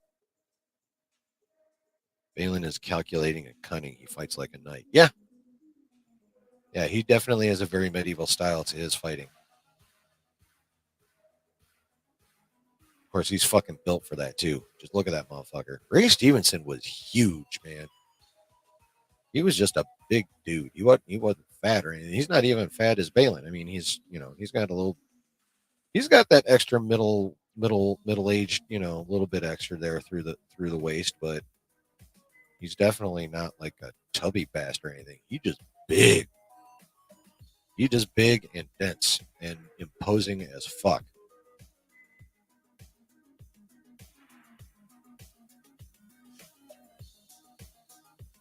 And I still feel like that's Clone Wars armor he's wearing. The Clone Wars style armor that he's just black that he adapted when he got new armor. It's obviously not exactly Clone Wars armor, but I feel like it's in the Clone Wars style. I mean, he was obviously a contemporary of Anakin, so it makes sense. Broad sweeping strikes with a hard hit. Yep. Yeah, not a lot of subtle wrist action in his fighting style.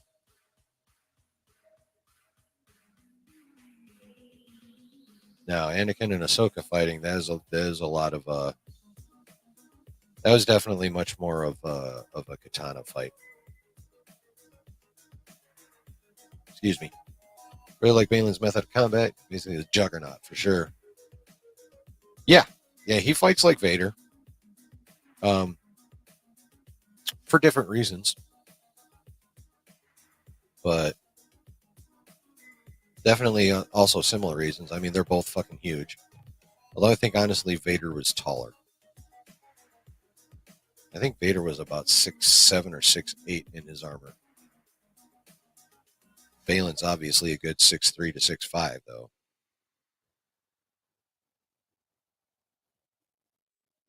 But yeah, they're definitely built similarly, so they have very similar styles of fighting. Vader's is still just for whatever reason, I feel like just a bit more agile than Balin's. But they're both very power based. But I think Vader has just a bit more finesse.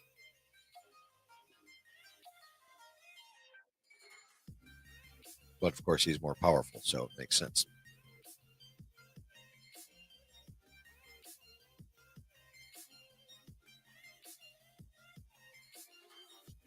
I mean, I like Shin's combat too. It's very speed based, but she's got some power strokes in there, and yeah,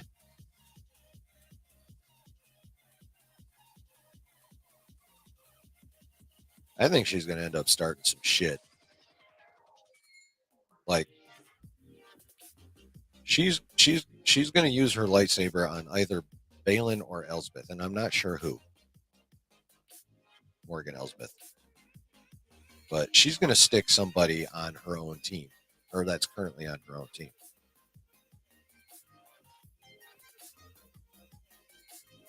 There's going to be much stuff because of Ms. Shin Hati. I wonder if she'll finally blink. You guys think she'll ever blink? There's only 3 episodes left. She hasn't blinked yet. You guys think she'll ever blink? Because that's one of the most pivotal parts of the show is whether or not Shin will blink.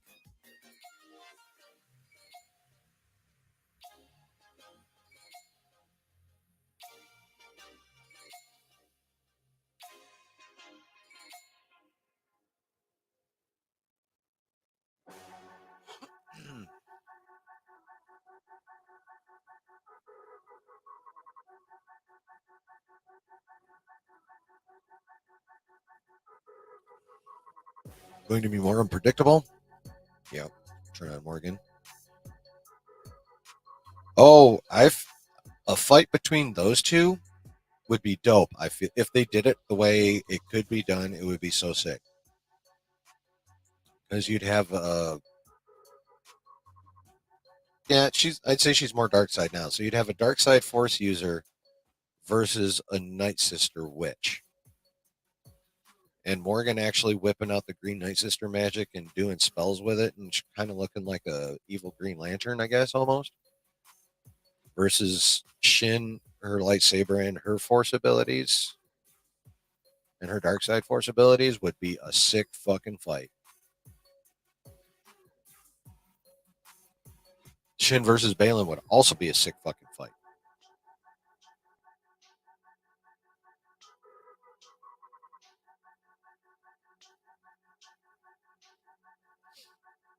But yeah, Shin versus Morgan would be dope. I would love to see Force User versus Witch fight.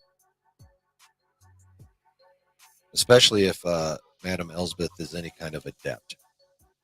And don't start the why didn't she use it against Ahsoka in Mando Season 2 bullshit with me either. Sometimes the reason is hashtag story. We all know this. We've seen it plenty of times before in many other projects. I mean, why didn't they just take an eagle to Mount Doom in Lord of the Rings? Because story.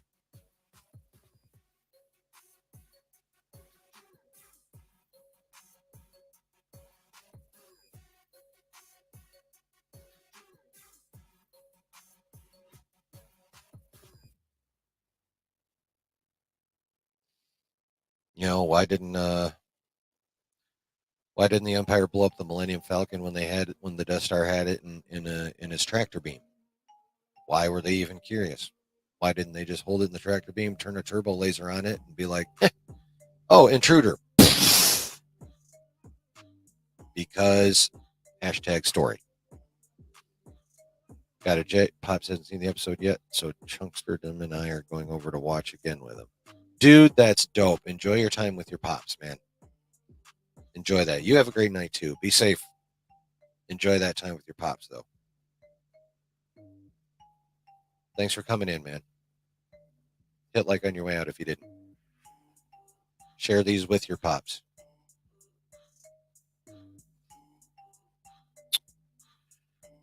Actually, though, I'm kind of with him, though. I'm feeling like we could probably start winding this bitch down. I mean, we've managed to talk about Ahsoka for basically 2 hours. I think that's pretty fucking good.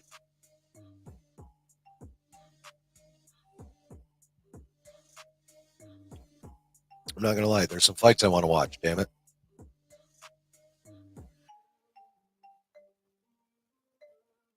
Ready to watch some fights. And frankly, no matter how much I drink, my throat's starting to get a little... So... I think I am going to go ahead and call it here. But I feel like that was a damn fine conversation we all had tonight about the Ahsoka show. What do you guys think? You enjoy the talk? Was it a good talk? Did we enjoy the level of speculation I can generate? Did we have fun? I had fun. I think this stream went well. You heard Braveheart is a classic. You haven't watched Braveheart? What?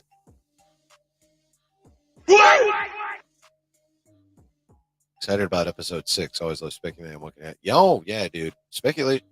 Having a show good enough and entertaining enough for us to want to speculate on it is awesome. But again, you haven't watched Braveheart? No, there's no might. Watch that shit tonight, sir. And then when you watch it,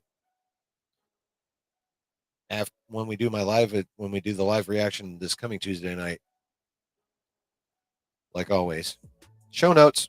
Going to do another live reaction Tuesday night, like usual. I know it came out before you were born. Shut up.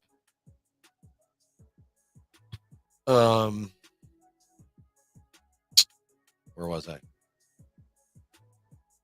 Was I talking about Ahsoka or Braveheart? Oh yeah. But yeah, when you watch that, keep it in mind. Like, tell me if you think I'm right about the similarities between the use of Braveheart's use of a claymore and Balin's use of his lightsaber. I mean, get some cat. I know you're on the West Coast, so it's only 8 o'clock for you, but That's still like basically a 3-hour movie. So make sure you're prepared. Get some caffeine, get some snacks. Take a preventive maintenance piss before you even sit up before you hit play.